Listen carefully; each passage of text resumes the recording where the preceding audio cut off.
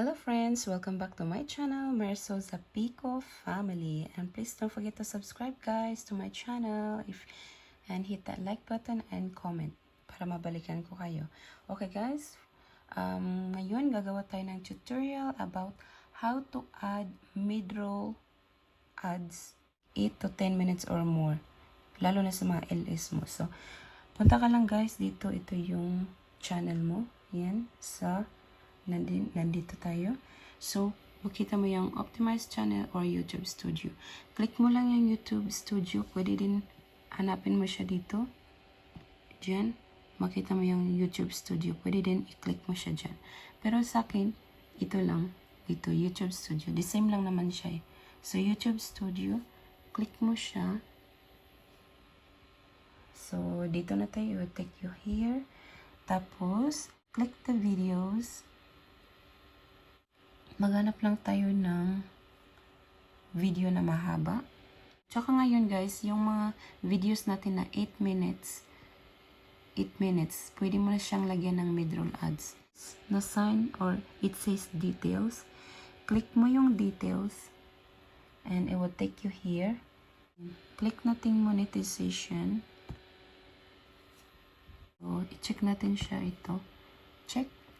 So, tapos, after natin siya ma-check yung overlay ads, sponsor cards, skippable video ads, and then non-skippable video ads. So, tapos, check na siya lahat. Then, check din natin yung, di ba? Example, naka-uncheck siya. So, check natin yung before video. So, yung before mag-start yung video, may ads ka na. Tapos, after video, check din natin siya. Tapos, itong during video mid-roll, check din natin siya. Pag na-check na natin siya is, si YouTube na yung maglalagay ng ads doon sa gitna. At if you wanna do it yourself, click mo lang yung manage mid-rolls. So yan, manage mid-rolls.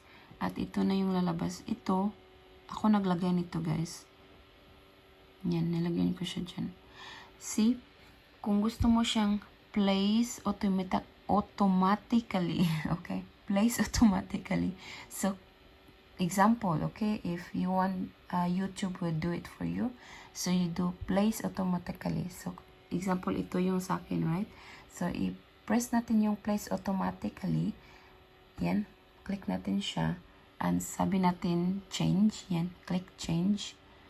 So, ito na yung mangyari, guys. Look at, dalawa lang. Dalawa lang yung middle ads na lumabas. So, i-drag mo lang siya. Example, i-drag mo yan siya, yung nasa panghuli. I-arrange lang natin siya. Tapos, ito naman yung sa gitna. Kasi dalawa lang, pwede mo siyang lagyan 3 or 4 sa mga 10 videos mo. Pag 8 videos, 3 ads is enough. Okay na din. Tapos, ito diba may line siya? Yan. Gumagalaw-galaw siya. Example, lagyan ko siya ng ads dito. Yan. Click ko yan siya dyan. Tapos, press ko lang yung, add ko lang yung ad break. Yan. Plus ad break. Pag-click mo yan sa ad break, ito na. Lumabas na siya guys. See? Ad break. Nasa, ano yun, 4 minutes. In 4 minutes sa video, may ad break na siya. So, kasi, in 10 minutes guys, 3 lang yung ilagay ko kasi hindi naman ako kagaya ng iba na sa 10 minutes nila may 5 or 6 na ads or more. Sa akin naman guys, 3 is enough. 3 or 4. Example, lagyan ko siya ng, let's see, about, yan, makita mo siya dito, yung minutes. Yan. So, let's see, about 4 minutes. Yan. Tapos yung iba naman, i-drag natin siya sa nasa, yan, 6 minutes something, around that. So, kasi nga, meron ka ng before video, lalabas siya dito, before mag-start yung video. Tapos, sa panglas naman, meron din siya, after video. Pero minsan, may time guys na, pag-click mo sa video, wala siyang ads sa una, or wala siyang ads sa panghuli. I don't know what happened on that. I think it depends. Pero, check mo lang siya lahat guys. So ganyan na siya. So, 3 ads lang nilagay ko. Pwede ka maglagay 4, 5. It's up to you. You can add 10 ads here in 10 minutes. Pero, sobra naman ata yun, di ba? Every 1 minute may ads. Okay, sa akin, 3 lang. Reasonable na yan, 3 ads sa 10 minutes. Tapos, after natin siya ma-arrange, is continue. Click natin siyang continue. Yan. Tapos, dito, save natin siya. Diba, na-check na natin siya lahat. Na-edit na natin yung management rows. So, save na natin siya para ma-save talaga. So, yan. Save na. So, yun lang guys. Yan lang gagawin mo. Check natin yung video. First, sign out muna ako. Yan. Sign out natin para mapanood natin yun. Check natin kung meron na ba siyang ads. So, search mo. Naka-sign out ka na. So, search mo lang yung name mo, Marisol.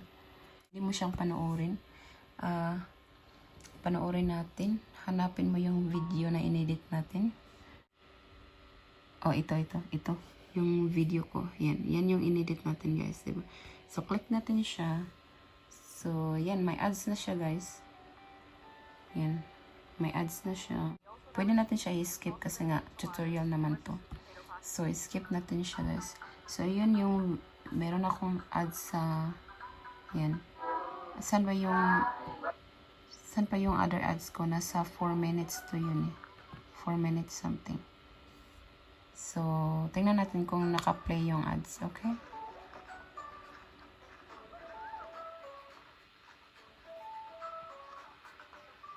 Hindi siya lumabas ito. Usually, dati, oh, ito. Yan yung ads, oh. See? Yan. May middle ads na siya, guys. Yan. Nasa, di ba nilagay natin nasa 4 minutes something yun siya. Lumabas yung middle ads. Ang dali lang, di ba? Automatic siya.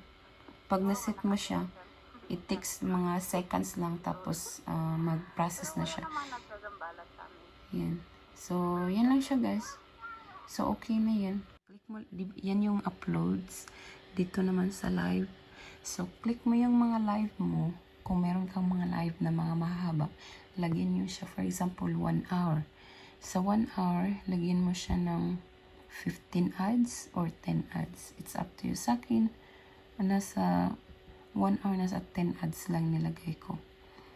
So, yan yung mga ito. Ito guys, 2 hours. Yan, click ko siya dito. Yan, click mo lang yung may like pen sign details. Yan. After click yan, punta ka sa monetization. The same lang sa ginawa natin doon sa mga videos natin. So, check mo yan siya. Check. And then, check mo rin yan. I-check mo siya lahat, guys. Sa akin, check ko lahat. Then, click mo yung mid-rolls. So, yan siya, guys. Ito yung ads ko sa 2 hours na video ko. So, ilan yung ads? 1, 2, 3, 4, 5, 6, 7, 8, 9, 10. Oh, 10 ads lang nilagay ko, guys. Kahit 2 hours siya. Nasa sayo na yun, guys. Sa akin naman, kasi nga walang masyadong nanonood nito. Kaya konti lang ang nilagay ko na ads. Pero kung ikaw ay famous, marami kang mga followers, you can add as many ads as you want. So, para sa akin naman, ito lang. Mga nasa konti lang siya para hindi naman ma-board yung mga or magalit or mainis yung manonood sa'yo. So, yan, pagtapos na, click mo lang yung save. May save yan. Kasi sa akin, hindi ko siya ginalaw. I can move it. This one, I can arrange it. Yan. At lalabas na yung continue. Yan. Continue or discard changes. So, continue ko lang siya. So, ayan. At save mo lang. So, ganyan lang siya kadali, guys. Follow lang itong steps. Yan, nakasave na siya. And then, go back to your channel. Yan, hanapin mo lang yung channel ko. Kasi sa akin ngayon, dalawa yung channel ko, guys. Ito yung main channel ko. Ito naman yung game channel ko.